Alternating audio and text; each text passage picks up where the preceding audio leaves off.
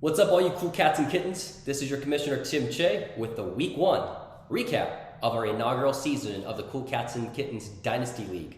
So let's go. So after just Week 1, that means that we have 4 teams that are undefeated and 4 teams that are winless to start the season. And in that undefeated bucket, we have both of the commissioners, myself and Brandon, as well as bcampo and Ryan, who is also our highest scoring manager for this week. On the win-list column of managers, we have Adam with the Washington football fantasy team, and we have Full Chubb, great name, John, and we have Cup to Canada, who was also the commissioner's unanimous pick at being the contender and the championship winner for this year. And we have David with Team Choeda that is also joining this, making it 4 teams to start 0-1 this season. So I'll start with Week 1 matchup 1 between Bills Mafia and Full Chubb. Brandon was able to pull off a 9-point victory in Week 1, but it was actually closer than the scores indicate, as it really came down to that last drive between the Browns and the Chiefs game. Unfortunately, that last drive, Baker Mayfield nor Nick Chubb were able to get really any significant points, which really could have put John to cause an upset. And by the way, have our commissioner Brandon go 0-4 in his predictions to start the season. Some notable players on Bills Mafia for this Week 1: Dak Prescott, Joe Mixon, TJ Hawkinson, all showing up. And that's what gave you that victory this week, albeit it was a tight one. It was great to just see all 3 of them perform, but I think the interesting team's players to note here is Josh Allen. I'm sure he's going to bounce back, but that was a pretty disappointing loss from a player that was talked about to be an MVP this year. Clyde Edwards-Helaire, I'm sure he's going to bounce back, but it wasn't an efficient outing at all. James Robinson looks like he's going to get second fiddle to Carlos Hyde, but good thing is Darren Henderson you have off the bench. So it's good to see all those players for you off. And it looks like Bryan Edwards actually might be a performer that Monday Night Football game. He really started to shine a little bit towards that fourth quarter. So we'll see what happens. Noah Fant looked pretty good as well. Over to Full Chubb. You're going to call your team Full Chubb. I love that, especially when you got Nick Chubb going off for you. Notable for sure. 83 yards on the ground on 15 carries, 2 touchdowns, 18 yards and 2 receptions on the through the air. But Zeke stifled by the front 7 of the Buccaneers. Justin Herbert had a good NFL game, but in terms of fantasy production-wise, it was a pretty subpar performance. And I think the fact that Justin Herbert only ended up with 1 touchdown is probably the reason that cost you the potential victory this week. But you got also some saved plays on Robbie Anderson. Probably could have gone for a donut, but that long 1 reception touchdown, 57-yarder, ended up getting a quality good start out of Robbie Anderson. Man, but Deebo Samuel, the MVP of Week 1, could have been a game winner for you. 189 yards through the air on 9 receptions on just 12 targets. That's efficiency on a touchdown. Also a fumble that almost cost the 49ers the game. But those are not even the players I'm excited about. I think the player that I'm most excited for you that's on your roster is the player that's sitting on your bench in the name of Elijah Mitchell. This guy is probably the most talked about waiver pickup for Week 1. Right out of the gates, no one knew that this guy would even be playing. But obviously Raheem Mostert does Raheem Mostert things, goes down after just 2 carries. Elijah Moore, 19 carries, 104 yards, 1 touchdown. This kid looked good. He looks lethal. Let's see what happens in Week 2 and the rest of the season with Trey Sermon and Elijah Mitchell. What is going on with that 49ers backfield? Definitely interested in taking a look closer at it throughout the season. But man, Elijah Mitchell, especially someone that you drafted in the 21st round, dropped and picked right back up on waivers, looks like a steal for you. Congratulations on Week 1. Although it was a loss for you, John, I think a lot of bright things in the future for you. Over to Game 2, where Ryan's team pulls off a huge margin of victory in 38 points over Yves Cup to Canada. I wouldn't quite call this an upset victory because we had Ryan in that sort of that potential contender tier. But man, am I shocked by the margin of victory that this was pulled off in. But, right off the bat, after the Thursday night football's game, Ryan was already the favorite when you had Amari Cooper taking things personally this season, wanting to show the world that he is the #1 receiver in the NFL, to the tune of 32.4 points on the outing, 13 receptions, 139 yards for 2 touchdowns. And right by the morning game, when Ryan Fitzpatrick on Fitzmagic on Cup to Canada went down with an injury, I believe pretty quickly in the first quarter, it was over for Yeeves in that week 1. Over on the notable player side for Yeeves Cup to Canada, I think there's 5, but really it's 3 buckets. So 1, with Fitzmagic going down with the injury, Jameis Winston looks like a player that may be very different now on that New Orleans offense. Looks a lot more calculated, still taking shots downfield, but man, was he efficient. So is he going to be able to be another top 10 quarterback like he was in 2019? Could he even be better? Is he going to be able to continue going, or is this just a week 1 fluke? Because it was some crazy efficient numbers with low pass yardage. But it'd be interesting to see if he can end up producing as a reliable quarterback too. And given Yee's roster, that would strengthen his contention play quite a bit. But the remaining 2 buckets for me is really the missing offense of the Steelers and the missing offense of the Green Bay Packers that we saw in week 1.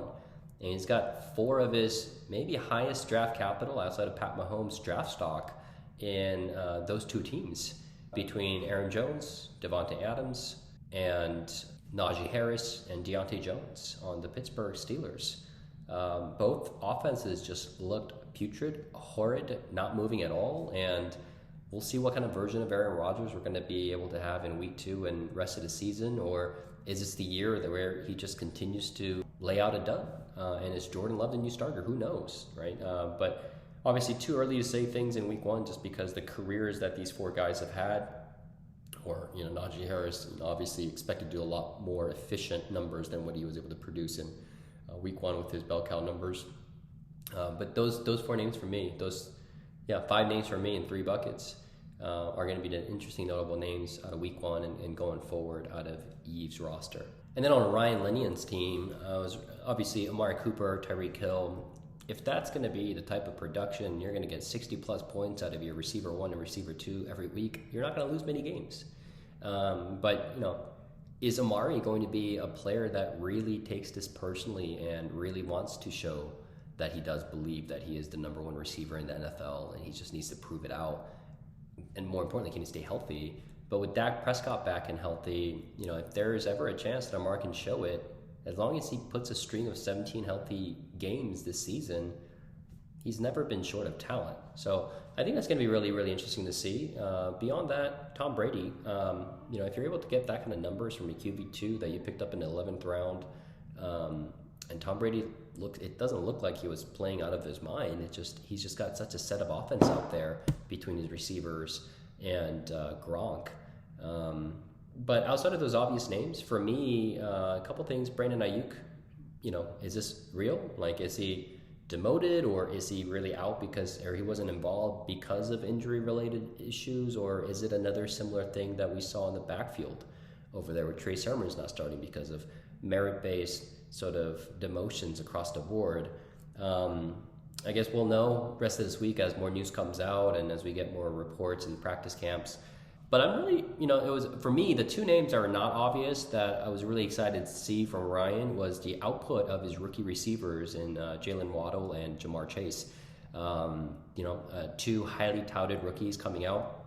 We've had some really strong rookie production receivers in the last couple of years, and looks like Jalen Waddle and Jamar Chase is going to continue on that trend. They both looked great, and I think they're going to continue to be able to put up these WR2 flex numbers at worst.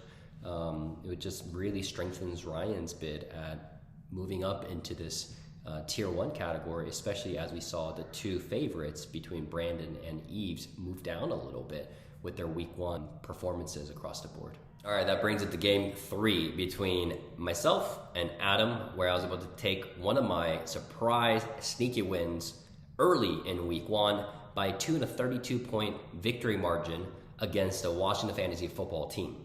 For Adam, it's going to be hard to win a lot of games when your quarterback ends up giving you 1.32 points. And that was the case in Aaron Rodgers, who suffered his worst loss in his NFL career so far. But we'll see what happens going forward with Aaron Rodgers. Is he going to be back in week 2 and just dust off what happened in week 1 like nothing happened? Or is this his way of forcing himself out of Green Bay?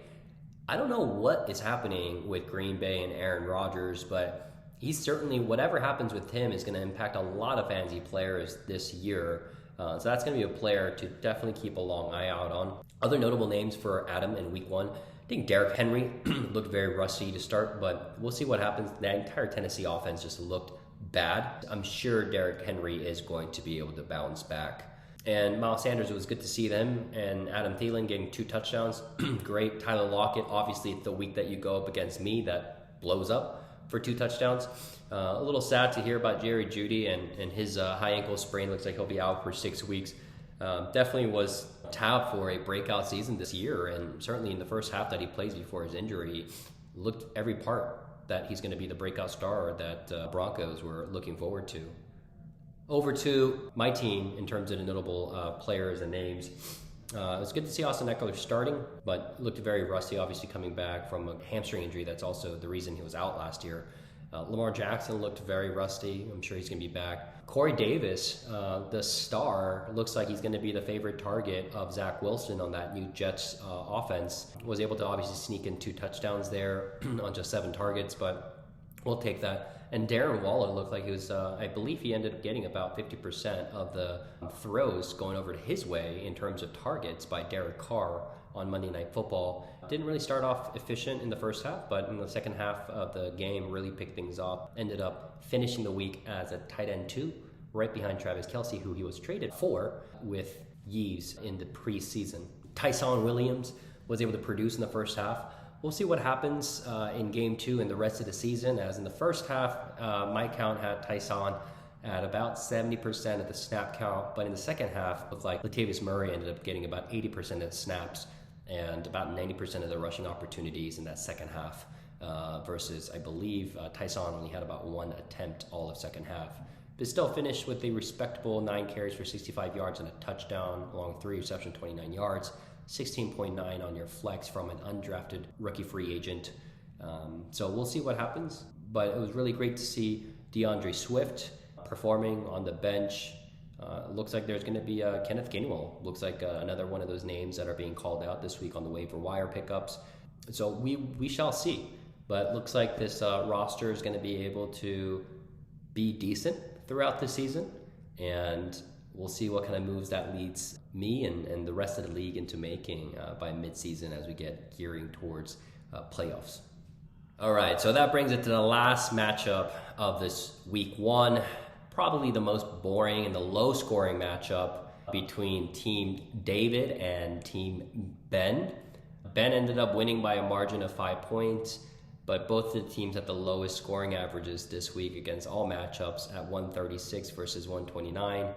No real noticeable players to note. I'll start with, obviously, David had a horrendous injury with Raheem Mostert going out. Looks like he'll be out for at least a few weeks. He's officially placed on the IR by the Niners. Had 2 carries, 20 yards, looked awesome. And then injury. Just very common in Raheem Mostert's short career. Saquon Barkley just looked rusty. But actually, going back on Raheem Mostert, David had the I think foresight to be able to pick Raheem and then also Trey Sermon, knowing that Trey Sermon would be the later in the season starter on that Niners offense, while Raheem sort of took on the first half of the year in that potent Niners sort of running offense. But in comes this Elijah Mitchell kid, and who knows what week 2 and the rest of the season looks like, especially hearing the news from the breaks that Trey Sermon was actually a healthy scratch and it's actually a merit-based demotion. Niners only using a 3rd round draft pick doesn't necessarily mean that there's a lot of draft capital put into Trey Sermon to make it work. So we will stay tuned all throughout the week and the rest of the season to see how that backfield sort of plays out. But if Sermon's not able to get his due and Elijah Mitchell, because of his strong week 1 performance, plays out, what happens to that running back 2 position for David? It sounds like he's going to have to start making a lot of moves on the quarterbacks, the rookie quarterbacks that he has, who's performing pretty well. Zach Wilson looked pretty good. Mac Jones looked pretty good. Obviously, not necessarily always from a fantasy standpoint, but in real life they look good, and that's going to start to translate in terms of fantasy for these rookie quarterbacks. And who knows, maybe you hit the try jackpot with Jordan Love potentially being able to get some reps now with whatever happens to Aaron Rodgers. But overall, the big play positive side on David's pretty sad week with those injuries is Rob Gronkowski. Looks like a stud. He is back. 18th pick for David in our drafts, but he looks all the part like prime Gronk did in the Patriots offense with Tom Brady there. Made some great reads, efficient 8 of 8, 90 yards, 2 touchdowns, finished as tight end 1 of week 1. So looks like it's going to be an interesting week. Again, going back into the preseason report with Brandon and I, David's not short of assets. It's going to be the moves that he makes and decision on where he wants to finish this season with the assets that he carries. That's going to be causing a lot of waves and ripples throughout this week. Over to Team Ben, notable players for me. It's just, Christian McCaffrey's going to continue to do his own thing. So unless he has a weird dud game, which he rarely, if ever, has, I probably won't be mentioning him much. But Jalen Hurts looked good, right? In real life, he looked good, but also in fantasy, it translated, having 3 touchdowns, and obviously he's mobile, so he's got 62 yards of rushing on the ground, finishing at 28.76 points. That's a QB6, ladies and gentlemen, for week 1. Kirk Cousins doing his own thing. Cooper Kupp looked pretty good. Certainly outplayed Robert Woods, and we'll see if that stays up or if it was a fluke, but it looks like Cooper Kupp is certainly for real. George Kittle looked a little rusty, but he's going to get these big gains and touchdowns in the near future. Now the question is Ronald Jones going to be an actual starter, or is he out? Looks like the report says that he is named starter again for week 2, but we shall see what happens.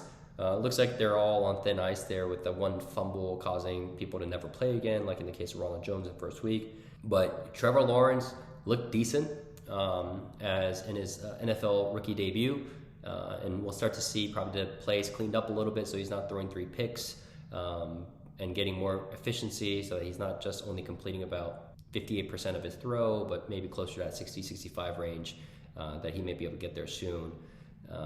But that's it for this matchup. All right, all you cool cats and kittens, that does it. This is your Commissioner Tim Chase signing off with the first week of the inaugural season of our Dynasty League recap in completion now, and look forward to our video coming out later this week from Commissioner Brandon on the weekly matchups on week 2. Peace.